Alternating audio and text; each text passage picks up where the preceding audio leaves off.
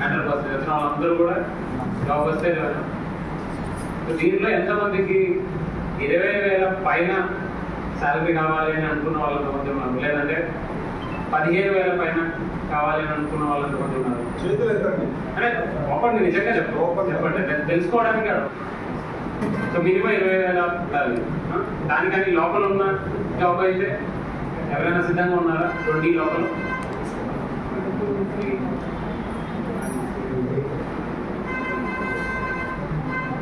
Nearly ఒక 50% people సుమారు 20,000 లోపల అయినా పర్వాలేదు అనుకుంటున్నాం.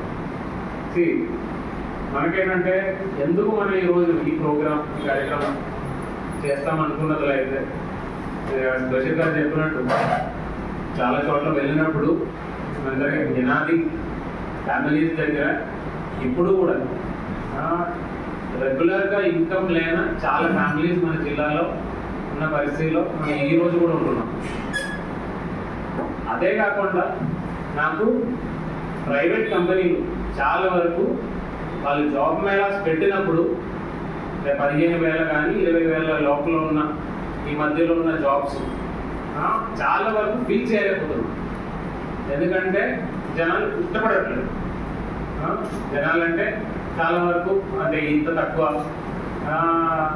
అమౌంట్కి పని చేసుకుంటాము అని ఆ మైండ్లో ఉన్నట్టు చాలా మంది ఉన్నారు. దాంట్లో తప్పేం లేదు. మన ఎవరు కూడా ముందైతే ఎంత మేలు ఉంటాయో దానికే చూస్తాం. కానీ ఇక్కడ ఇష్యూ ఏంటంటే ఒక సైడు మనకు జాబ్ లేకుండా ఫ్రీగా ఉన్న వాళ్ళు చాలా మంది ఉన్నారు, రెగ్యులర్ ఇన్కమ్ లేకుండా ఉన్న వాళ్ళు చాలా మంది ఉన్నారు. ఒక సైడు మనకి కంపెనీస్ ఉన్నాయి, జాబ్ ఇవ్వడానికి సిద్ధంగా ఉన్నాయి, కానీ జాబ్ ఇవ్వలేదు.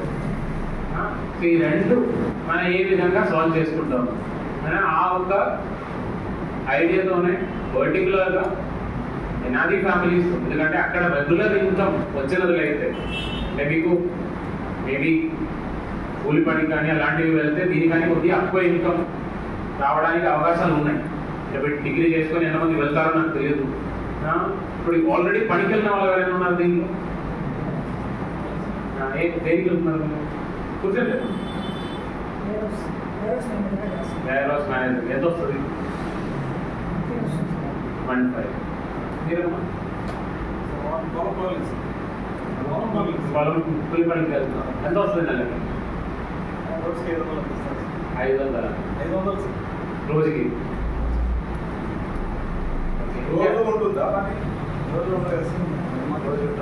నాన్న మీరు వెనకాల చెప్తారు కదా ఎంత వస్తుంది? మంత్లీ 15,000 వస్తుంది.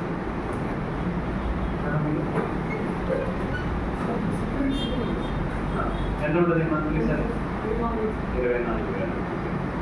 సో అంటే మీకు ఆ విధంగా చూస్తే ఇది ప్యాకేజ్ అంతా మంచిగా ఉండకపోవచ్చు. అంటే థింకింగ్ ఏంటంటే ఇప్పుడు ఎన్ఆర్ఈ ఫ్యామిలీస్లో మీ ఎస్టీ ఫ్యామిలీస్లో రెగ్యులర్ జాబ్ మనం అప్పు ఇవ్వగలుగుతాము అంటే మీరు మీ ఎఫర్ట్ వలన మిమ్మల్ని చూసి ఇంకొక 10 మంది ముందుకు వస్తారు. అంటే ఇప్పుడు కూడా లాస్ట్ 6 నెలల్లో కొన్ని గ్రామాలు విజిట్ చేసినప్పుడు చాలా గ్రామాల్లో ఇంకా బేసిక్ ఫెసిలిటీస్ కూడా లేని పరిస్థితులు ఉన్నాయి.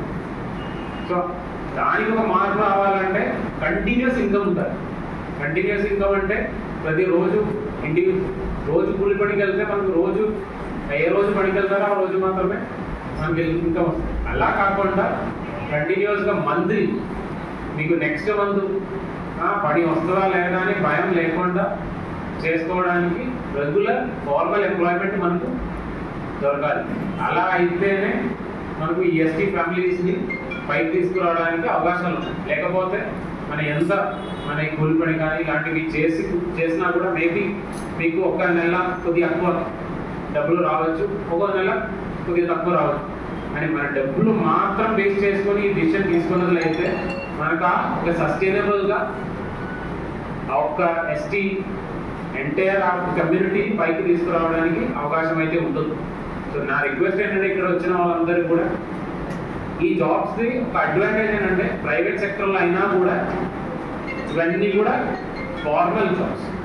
ఫార్మల్ జాబ్స్ అంటే దానిలో ఈఎస్ఐ, ఇన్సూరెన్స్ ఉంటాయి. దెన్ ప్రావిడెంట్ ఫండ్కి వాళ్ళు కొంత పెడతారు. అదేవిధంగా ప్రావిడెంట్ ఫండ్ కానీ ఈఎస్ఐ కానీ ఇవన్నీ దీంతో మ్యాండేటరీగా ఉన్నాయి. మీరు ఒక జాబ్ ఎంటర్ అయినప్పుడు కొన్ని సెంట్రల్ గవర్నమెంట్ రూల్స్ ప్రకారం కొన్ని డబ్బులు ఎంప్లాయీస్ కూడా మీ భవిష్యత్తు కోసం పెట్టుకోవాలి. ఇవన్నీ కూడా పెట్టుకోవడానికి అవకాశం ఉన్నాయి. మీరు ఇంకొక జాబ్కి వెళ్ళినప్పుడు ఇవన్నీ కూడా తీసుకెళ్ళడానికి అవకాశం ఉంది. ఇప్పుడు మీరు కూలి పని కానీ ఇంకొక పని చేస్తే ఫార్మల్ సెక్టర్లో లేకుండా ఉన్న జాబ్ చేస్తున్నది ఇలాంటివి సపోర్ట్ మీకు రాదు. సో ఆ ఫార్మల్ సెక్టర్ ఎంప్లాయ్మెంట్కి వచ్చినట్లయితే మీకు రెగ్యులర్గా ఇన్కమ్ రావడానికి అవకాశాలు ఉన్నాయి. అదేవిధంగా మిమ్మల్ని చూసి కొంతవరకు మీరు నిలబడి ఒక 6 నెలలో సంవత్సరము ఆ పని చేసి చూపించినట్లయితే మిగిలిన వాళ్ళు మిమ్మల్ని చూసి ఇన్స్పైర్ అయ్యి ఇంకా కొంతమంది ముందుకు వస్తారు.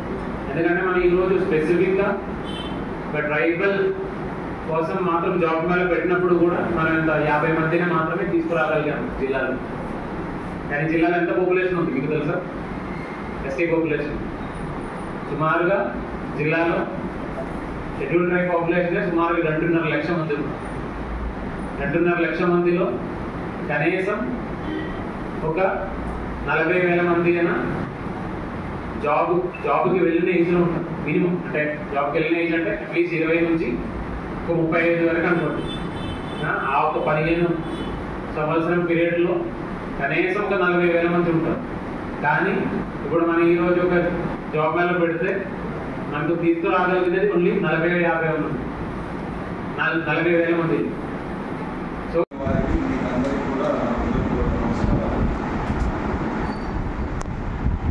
నేను ఇక్కడికి రావడానికి కారణం ఏంటంటే ఫస్ట్ మన గురించి మనం తెలుసుకోవాలి. మనం ముందు ఒక అడుగు వేయాలంటే మన గురించి మనం తెలుసుకోవాలి. మన గురించి అని ఎందుకు అంటున్నానంటే నేను ఎక్కడికి వెళ్ళినా యానాదులు ఉంటుంటే యానాదులు మా వాళ్ళకి ఏదైనా చేయండి అని తిరుగుతుంటారు. 1900 అంటే నేను పూర్వ చరిత్రకి వెళ్ళదలుచుకోలేదు. యానాదులకి పుట్టినీరు శ్రీహరికోట తెలుసా? ఎంతమందికి తెలుసు? ఎప్పుడో ప్రాచీన కాలంలో అత్యంత వెనుకబడినటువంటి అత్యంత ప్రాచీన గిరిజన తెగ యానాది. ఎప్పుడో ఒక స్థిర నివాసం దాని చరిత్రకి వెళ్తే ఎక్కడ ప్రశ్న కానీ 1905లో యానాదుల గురించి రాసినప్పుడు ఈ భూమి మీద అంటే ఈ భారతదేశం భూభాగం మీద సుమారుగా 4 లక్షల సంవత్సరాల క్రితం ఇక్కడికి వచ్చారు. దాని తర్వాత నాగరిక సమాజం పెరిగిన తర్వాత బ్రిటిష్ హయాంకి వస్తారు. బ్రిటిష్ హయాంకి వస్తే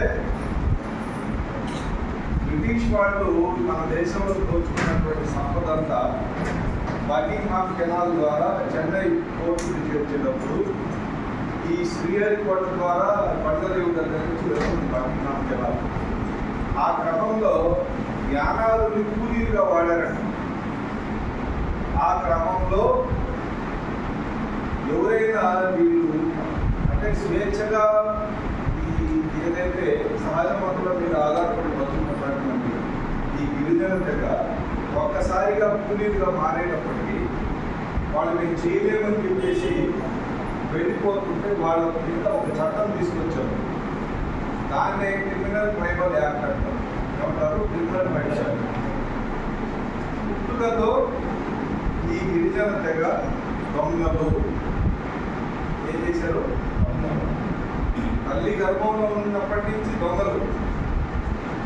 మరి ఆ రోజుల్లో ఒక గ్రామం నుండి ఇంకో గ్రామంకి వెళ్ళాలంటే ఇప్పుడు ఒక దేశాన్ని నుంచి ఇంకో దేశానికి వెళ్ళేటప్పుడు ఏమిస్తారు? పాస్పోర్ట్ కావాలి, వీసా కావాలి. అలా ఆ రోజుల్లో యానాదులు ఒక గ్రామం నుంచి ఒక గ్రామానికి వెళ్ళాలంటే ఆ ప్రాంతంలో ఉండే పెద్ద మనిషి ఒక లెటర్ ఇయ్యారు. అలాగా ఈ యాదగిరి పుల్లయ్య ఈ గ్రామానికి సంబంధించిన అతను మీ గ్రామానికి వస్తున్నాడని ఒక లెటర్ ఇస్తే ఆ లెటర్ ద్వారా వెళ్ళాలి. దాని తర్వాత నా ఊరు వచ్చిన తర్వాత కూడా నా లైఫ్ కెరియర్ నేను ఫస్ట్ ఉదయం పేపర్లో విలేకరిగా పనిచేశాను. ఇక్కడ ఎంతమంది ఉదయం పేపర్ తెలుసు తెలియదు. ఫస్ట్ నాకు అవార్డు వచ్చింది చల్లా చెరువులైన అనాథలు వస్తుందా.